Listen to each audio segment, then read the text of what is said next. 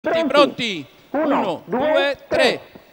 Buona la prima ed è velocissimo Cimbro Gas che prende l'iniziativa nei confronti di Viking 3B. All'esterno cerca posto Dolce Stella, poi è partito bene Axel Nib che precede Spirit Roby, quindi Adamo Numero Dipa. 8 Champion Da squalificato. Mentre se ne vanno i primi 200 metri di corsa in 14,6. All'avanguardia Cimbro Gas, seconda posizione per Viking 3B che si tiene a debita distanza dal leader. Terza posizione per Axel Nib, cerca posto che non trova Dolce Stella, poi Spirit Roby a precedere Adamo Dipa, quindi Dolce Nera Bar, mentre partito bene Capta che inizia a risalire, trova però l'anticipo da parte di Adamo Dipa che ha fermato per far sistemare in corda Dolce Stella ed avanzare all'esterno. 29,8 il primo quarto e 600 metri di corsa che se ne vanno in 45,8.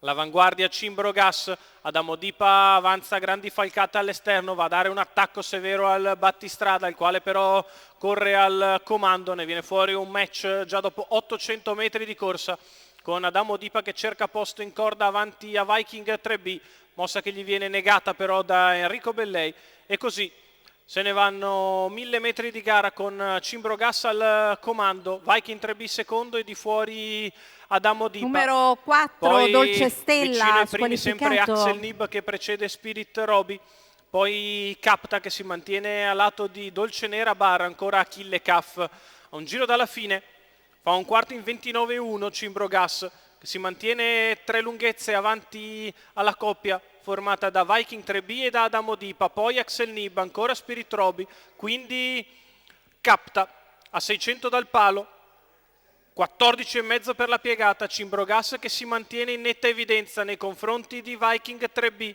poi Axel Nib, cala Adamo Dipa, prova ad avanzare al largo Capta, ma Cimbro Gas intanto ha completato il miglio di gara in 1,58,9 ed è non meno di 20 metri avanti a tutto il resto della truppa. Cimbro Gas in netta evidenza nei confronti di Viking 3B e di Axel Nib, poi Capta, gli altri da dietro che provano a risalire. Ma ormai è solo per le piazze perché all'ingresso addirittura d'arrivo Cimbro Gas ha fatto tutto per tempo, ha chiuso la partita giallo alla giravolta. Cimbro Gas che nel finale vince come vuole, al secondo posto è Viking 3B, al terzo Capta, al quarto Vortice Leo, al quinto Achille Caff, tutti più attesi al traguardo. La vittoria di Cimbro Gas 1,15,4, Andrea Farolfi per Walter Zanetti, colori della scuderia Cecco-Volante, percorso di testa gradito a Cimbro Gas che sfila a condurre con l'1 e poi tutto facile per il successo del 6 anni da Igor Font, vince questa TQQ dall'Arcoveggio.